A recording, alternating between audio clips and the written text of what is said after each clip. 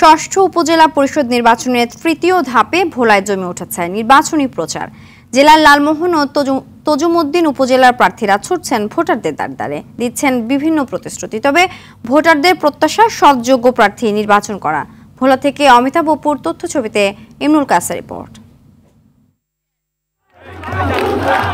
দিনে রাতে প্রচারের মুখর ভোলার লালমোহন উপজেলার মাঠঘাট। ভোটের মাঠ দখলে প্রার্থীদের তোড়জোড় চোখে পড়ার মতো।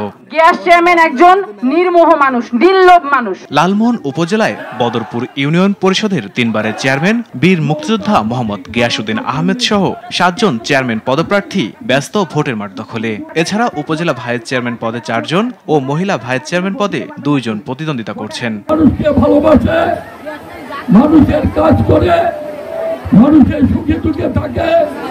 মানুষ মারা গেলে সে জানাজায় উপস্থিত হয়, অসুস্থ হইলে দেখতে যায়।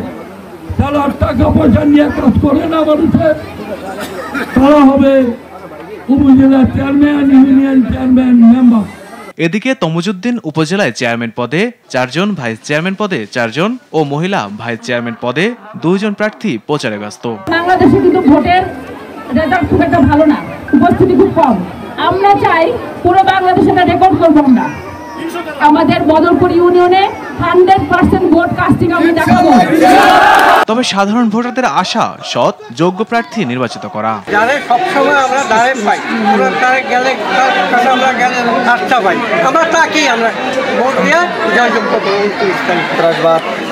বা গাঁজা বাবা ইয়াবা এগুলার বিরুদ্ধে যে সমস্ত প্রার্থীরা ঘাটে, এরকম একটা প্রার্থীকে এবারের ভোট, আমার নতুন ভোটটা আমি তাকেই দিব। যে বাচ্চা পোলাইন, মুরব্বী, মা, বোন সবার ইজ্জত করে প্রার্থী চাই। দুর্গম চরাঞ্চল সহ সকল ভোট কেন্দ্রে কঠোর নিরাপত্তা ব্যবস্থা নেওয়া হয়েছে বলে জানান রিটার্নিং কর্মকর্তা। সেই কেন্দ্রে আমরা নিরাপত্তা নিশ্চিত করব। এছাড়া আমাদের স্থলভাগে যতগুলো কেন্দ্র রয়েছে সবগুলো কেন্দ্রে আমাদের আলাদা করে 5 স্তর বিশিষ্ট নিরাপত্তা ব্যবস্থা থাকবে। আমাদের পর্যাপ্ত র্যাব থাকবে, আমাদের বিজিবি থাকবে, আমাদের পুলিশ থাকবে। আগামী 29শে মে ষষ্ঠ উপজেলা পরিষদ নির্বাচনের তৃতীয় ধাপের ভোট। ইমনুল কায়েস, RTV।